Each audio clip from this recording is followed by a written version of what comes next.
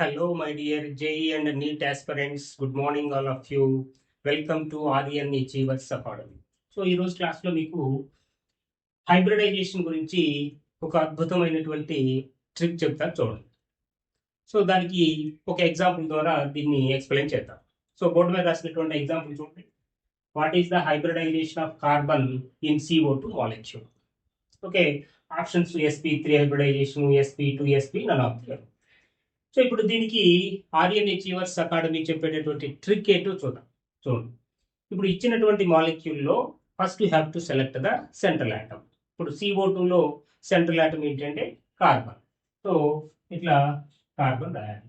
తర్వాత next point ఏంటంటే ఈ సెంట్రల్ ఆటమ్కి number of valency electrons. Carbon యొక్క వ్యాలెన్సీ ఎలక్ట్రాన్స్ ఎన్ని ఉంటాయి? 4 ఉంటాయి.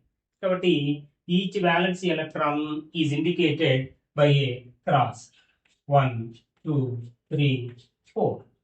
Right. Next, సరౌండింగ్ ఆటమ్స్ ఏమి ఉన్నాయి? ఆక్సిజన్స్ ఉన్నాయి. ఎన్ని ఆక్సిజన్స్ ఉన్నాయంటే 2 ఆక్సిజన్ ఆటమ్స్ ఉన్నాయి. ఆక్సిజన్ సెంట్రల్ ఆటమ్ కి ఆల్వేస్ డబల్ బాండ్ ద్వారా కనెక్ట్ అవుతుంది. సో కాబట్టి డబల్ బాండ్ ద్వారా కనెక్ట్ చేద్దాం. First oxygen, next second oxygen. మనందరికీ తెలుసు డబల్ బాండ్ అంటే ఒకటి సిగ్మా బాండ్ ఉంటుంది, ఇంకొకటి పై బాండ్ ఉంటుంది. సో ఇక్కడ సిగ్మా బాండ్ మాత్రమే మనము హైబ్రిడైజేషన్లో కన్సిడర్ చేస్తాము, పై బాండ్ని కన్సిడర్ చేయము. సో కాబట్టి ఇది ఒకటి sigma bond, pi bond, sigma bond, pi bond. So total number of sigma bonds ఎన్ని వచ్చినాయి? 2 వచ్చినాయి.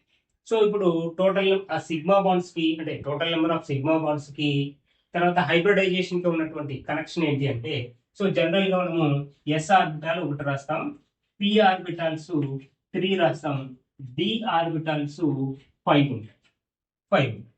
ఇప్పుడు total number of sigma bonds 2 కాబట్టి 1, 2. సో కార్బన్ డైఆక్సైడ్ మాలిక్యూల్లో కార్బన్ యొక్క హైబ్రిడైజేషన్ sp హైబ్రిడైజేషన్. సో ఇక్కడ correct option C. C is the right answer.